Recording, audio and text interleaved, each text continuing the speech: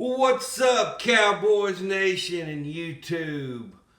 Well, it's a Cowboys Victory Monday. That's right, the Cowboys annihilate the Washington football team last night 56-14. And by doing so, well, it happened even before the game because the Raiders beat the Broncos, which don't ask me how, but how that affected us, but somehow it was strength of schedule wins there. When the Raiders beat the Broncos, that clinched the NFC East for the Cowboys.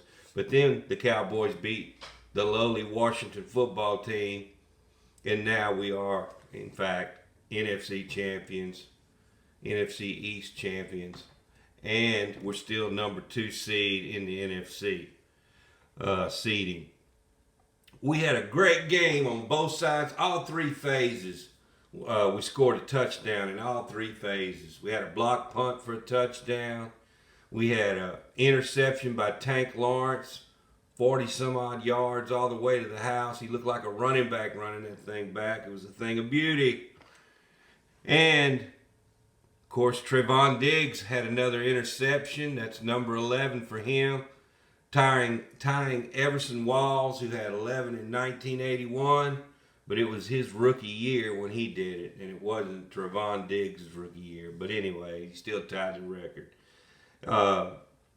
Micah Parsons had yet another sack in this game. That's number 13 for Micah Parsons. If he's not Defensive Player of the Year this year, I just think that they're not giving it to him because he's a rookie. We know he's already got Defensive Rookie of the Year sewed up, so it remains to be seen what they're going to do on that front.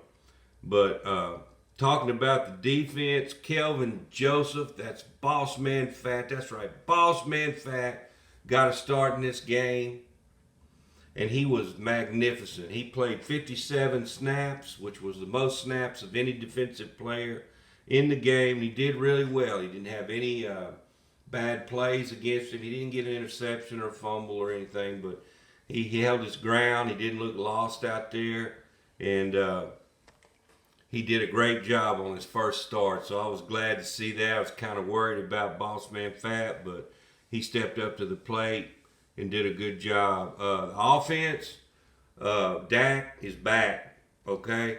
Dak looked like Dak of old. He looked like Dak of the first 7 games. His footwork was great. He even ran the ball 4 times for 20-something, I believe it was 23 yards.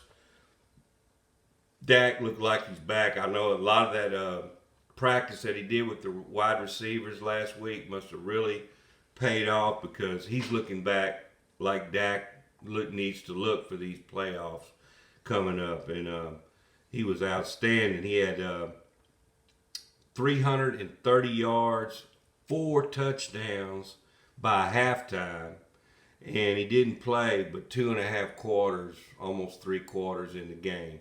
So he could have probably rung up over 500 yards if he'd have stayed in the game for sure.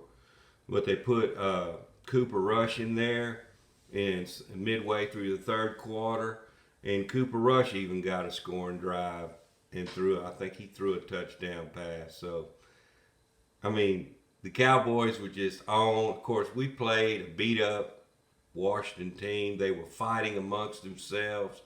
2 of the defensive linemen that are so-say best friends that went to college together,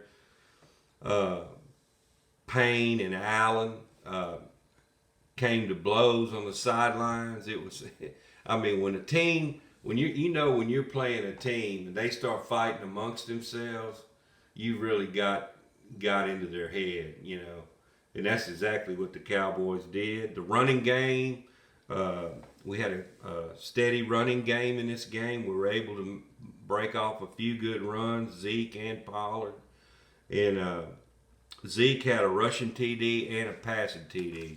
So this is one of Zeke's better games. Amari Cooper, who had spoke all week that he was needing the ball and wasn't getting the ball enough, well, Dak threw it to him the very first play. I believe he threw a ball to Amari Cooper. So he targeted him 11 times. I think he had like 8 catches for like 80 yards, and he did have a great touchdown grab in the corner of the end zone on a perfect pass by Dak Prescott. So, yeah, the Cowboys, we scored 8 touchdowns in this game. No field goals. That's what I've been preaching. We've been having too many field goals, kicking too many field goals, and not getting enough touchdowns. Well, the Cowboys shut me up. They scored all touchdowns in this game, and that was a thing of beauty.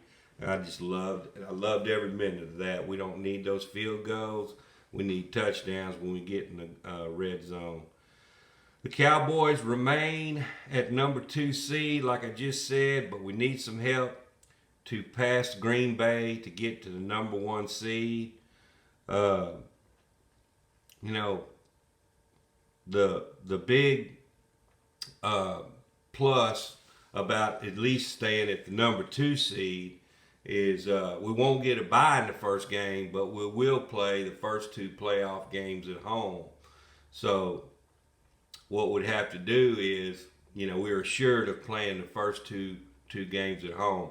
Now, if Green Bay, say, was the first seed, and then we played the first 2 games at home and won those games, and Green Bay won their second game, well, really their first game, because they got a bye in the first game of the playoffs, then we'd have to go play Green Bay at their house. But maybe Green Bay loses, in that first playoff game they have in their second game.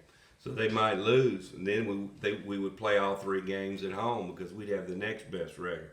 So it could work out, in our favor. We're just going to have to play one more playoff game than the top seed if we don't get number 1 seed. It seems that Dak's footwork, like I said, was a lot better. He rushed for 4 times for 23 yards. And next week, we got a big game. We play the Arizona Cardinals next week in AT&T Stadium, so it is a home game. We need to go out there and do what we did this week against a lot better team than we faced, last night. If we can do that and we can contain the Cardinals and beat them and play our own game against them like we did last night and ring up enough points to beat them, that's going to speak volumes about the Cowboys and where they stand at this point in time. And it'll also shut up a lot of the haters that are saying we hadn't played anybody and we're beating bad teams. So, yeah, I just can't wait for that game next week. That's going to be the game of the year against the Arizona Cardinals. So if you're a Cowboy fan, you need to be sure and watch that game. If you're new to this channel, be sure you hit the subscribe button. I sure would appreciate that. Thank you to all those of you who have already done so. Because you know how we do. Anytime news breaks, if there's something really breaking news, I don't care if I'm working or if I'm in the bathroom or if I'm outside, I don't care where I'm at. I'm going to report it to you guys as soon as I hear it. With that being said, hope everybody had a great Christmas, and I hope you have a happy new year. Be safe out there. We'll catch you next time. I'm out.